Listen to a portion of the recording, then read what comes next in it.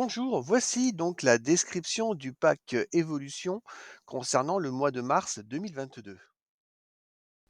Alors nous sommes dans le module des sites internet dans lequel vous pouvez voir quelques sites internet que j'ai créés pour les besoins de la présentation. Et vous pouvez voir en premier lieu donc le site France Connect qui est un site de l'État qui permet justement de simplifier les connexions sur différents sites importants et de les sécuriser. Donc vous allez voir apparaître donc ce site France Connect. Vous allez pouvoir renseigner donc votre login qui est associé et votre mot de passe. Donc bien sûr, ça fonctionne que si vous avez déjà utilisé France Connect. Donc ça s'utilise pour le site des impôts, pour Amélie, des choses comme ça. Il y a à peu près 1000 sites agréés rattachés donc à France Connect qui peuvent utiliser donc cette solution de connexion. Voilà, donc une fois que vous avez renseigné le login et le mot de passe de France Connect, bah, vous enregistrez ces informations.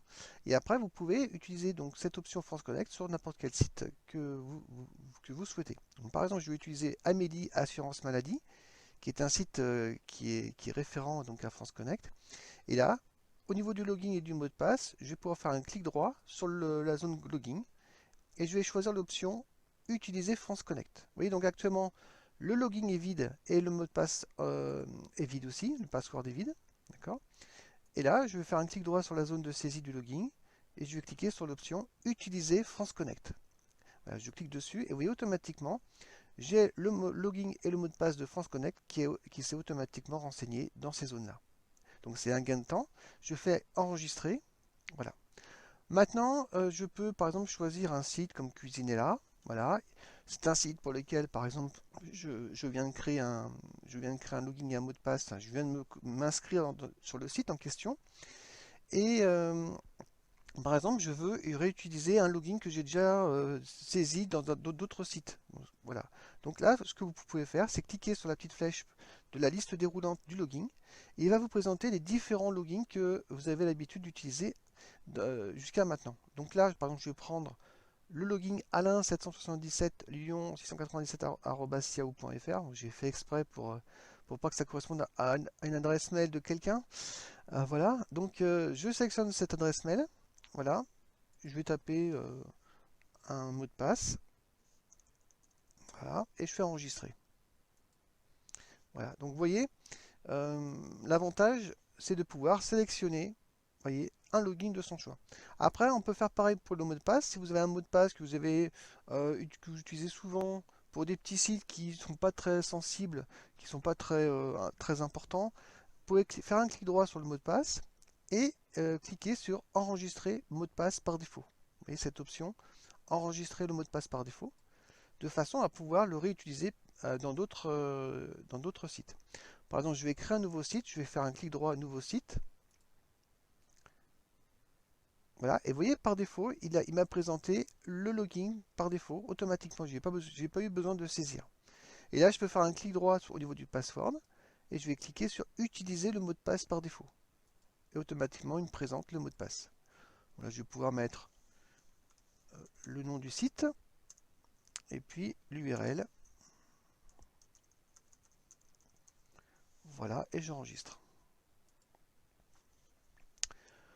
Voilà. Alors vous pouvez également générer un mot de passe complexe. Donc pour cela, vous faites un clic droit et vous allez pouvoir cliquer sur l'option générer un mot de passe. Donc c'est un générateur de mots de passe complexe avec un mélange de lettres, de chiffres, de majuscules, de minuscules et de caractères spéciaux, pardon. Et cela sur 10 caractères. Donc je clique dessus. Vous voyez, automatiquement, il m'a généré ce mot de passe. Alors, s'il ne vous plaît pas, vous pouvez relancer la génération. Il va vous proposer un autre mot de passe. Si ce mot de passe vous paraît un peu trop long, vous pouvez supprimer des lettres ou des chiffres, comme bon vous semble. Voilà, donc ça c'est très pratique, surtout quand vous avez pas mal de sites actuellement qui vous demandent justement des mots de passe assez complexes pour la sécurité. Voilà, donc ensuite, au niveau des options, je pense qu'on a vu pour les mots de passe, on l'a tout vu. Donc on peut utiliser un mot de passe par défaut, on peut générer un mot de passe complexe et on peut enregistrer donc le mot de passe par défaut. Donc si vous voulez changer de mot de passe par défaut, il suffit de cliquer sur cette option enregistrer mot de passe par défaut. Voilà. Concernant le login, comme option, vous avez donc la possibilité de dire je veux utiliser le login par défaut. Hein. Imaginons que j'étais sur le login là, puis finalement je dis non, je vais utiliser le login par défaut. Hop, il me le remplace par ce login par défaut, comme ceci. Après, alors, vous pouvez enregistrer dans France Connect. Imaginons, je reviens sur France Connect. Alors, attendez, tac, je ferme les... Voilà. Donc, je reviens sur France Connect. Et imaginons que je n'avais pas saisi le login ni le mot de passe. Voilà, j'enregistre. Tac. Donc, actuellement, vous voyez, France Connect n'a pas de login ni de mot de passe. Imaginons qu'en fait, le login et mot de passe de France Connect, c'est les mêmes que le site des impôts. Donc je vais dans déclaration des impôts. Là, j'ai bien mon login et mon mot de passe de renseigné. Et je vais dire au logiciel Progedium, ben, c'est cela que je vais utiliser pour France Connect. Donc il vous suffit de faire un clic droit sur le login et de cliquer sur enregistrer dans France Connect. Vous voyez, je fais ça. Et maintenant, si je vais dans France Connect, vous voyez automatiquement, le login en question a bien été renseigné et le mot de passe aussi. Donc vous pouvez comme ça définir le login, mot de passe de France Connect à partir d'un autre site qui est le site référent. Voilà concernant les évolutions. Il y a également la possibilité d'afficher en fait tous les sites internet qui sont liés à un login particulier. Donc il suffit de se positionner sur le site, sur un des sites qui concerne ce login. Par exemple, si je veux voir tous les sites qui possèdent alain777.young687.yahoo.fr, ben, je me positionne sur ce site-là et je vais cliquer sur tous les sites, enfin sur la liste de déroulante, pardon, et je vais sélectionner donc l'option les sites du même login. Vous voyez, les sites du même login, je clique dessus. Donc il m'affiche la FNAC et Cuisinella, donc je vais vérifier. Donc la FNAC, j'ai bien alain777.lyon et Cuisinella aussi. Donc ça c'est pas mal des fois parce que ça vous permet des fois de voir s'il n'y a pas des erreurs de saisie, notamment pour voir si tout est correct. Donc ça peut être aussi une façon de consulter vos sites par ce biais-là. Une évolution aussi, une amélioration qui a été faite au niveau de cette option tous les sites. Quand vous faites ceci, eh bien, il va vous trier les sites par récence, c'est-à-dire les sites que vous venez de consulter, des plus récents jusqu'aux plus anciens, mais il va également ajouter les sites qui ont qui partagent le même domaine, même si vous ne les avez pas consultés immédiatement. Alors je vous explique concrètement.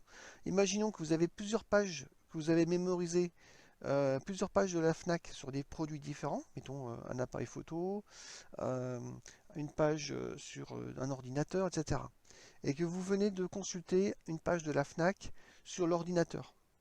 Eh bien, en cliquant sur cette option tous les sites, ça va vous afficher en fait en premier donc la page concernant l'ordinateur, parce que vous venez de le consulter, mais il va aussi afficher toutes les pages connexes de la FNAC dans la foulée. Donc, ça vous permet de regrouper toutes les pages d'un même nom de domaine. Donc c'est assez pratique, parce qu'en général quand on consulte par exemple un site particulier, on aime bien avoir sous le coude toutes les pages qu'on avait précédemment mémorisées en tant que lien favori. Voilà, donc ça c'est une petite option.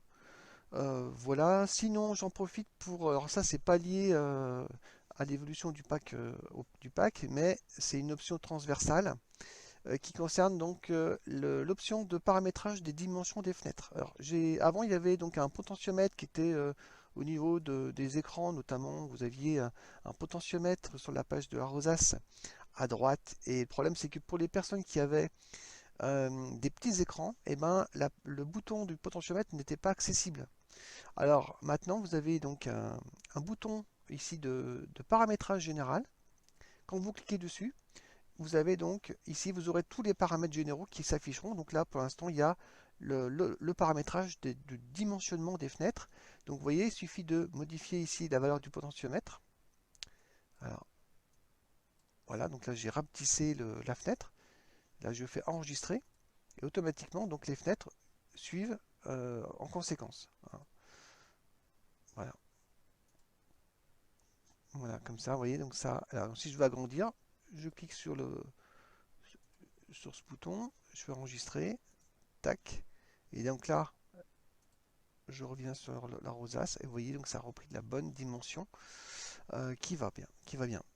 Voilà, donc je pense que j'ai tout vu concernant donc les évolutions. Voilà, donc essentiellement des améliorations de confort sur la saisie des sites internet. Voilà, donc je pense que j'ai tout vu. De toute façon, au pire, je vous ferai un additif dans la vidéo prochaine si j'ai oublié quelque chose. Voilà, écoutez, je vous dis à très bientôt. Voilà, merci, à bientôt.